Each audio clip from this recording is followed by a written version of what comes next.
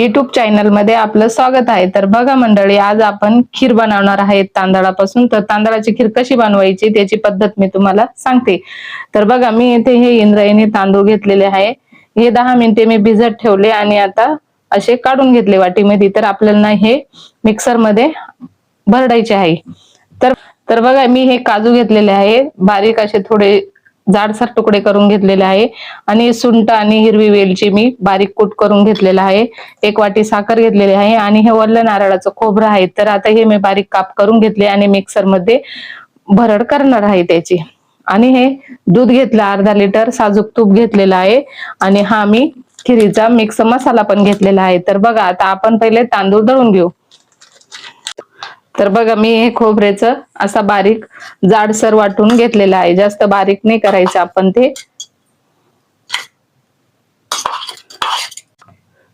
बघा, हे खोबऱ्याचं असं जाडसर दळून घ्यायचं मिक्सर मध्ये। तर बघा, आपले हे तांदूळ मी गरमरीत दळून घेतलेले आहे आणि खोबरं बी असं गरमरीत दळून घेतलेलं आहे। तर बघा, आपल्याला पातेलं तापलेलं आहे। तर आता मी इथे 2 चमचे तूप टाकते साजूक।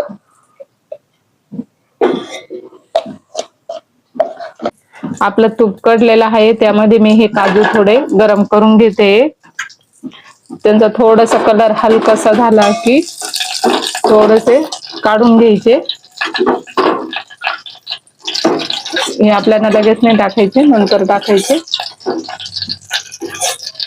बघा, हे काढून घेतलेलं आहे मी। आता त्यात मी हे खोबरं गरमारीत दळलेलं आहे त्याच तुपामध्ये गरम करून घेते, म्हणजे आपला खिरीचा फ्लेवर छान येईल। त्यामध्ये आपण हे तांदूळ दळलेले ते टाकून देऊ। बघा, आता हे पूर्णपणे मिक्स करून घ्यायचे व्यवस्थित।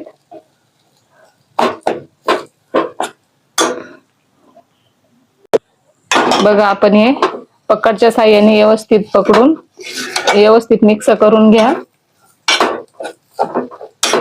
कलर बदलेपर्यंत गरम करून घ्यायचं हे। बघा, आपला कलर बदललेला आहे। आता आपण याच्यात दूध टाकून घेऊ। तर बघा, मी हे अर्धा लिटर दूध घेतलेलं आहे। तर हे मी गरम करून गार करून घेतलेलं आहे।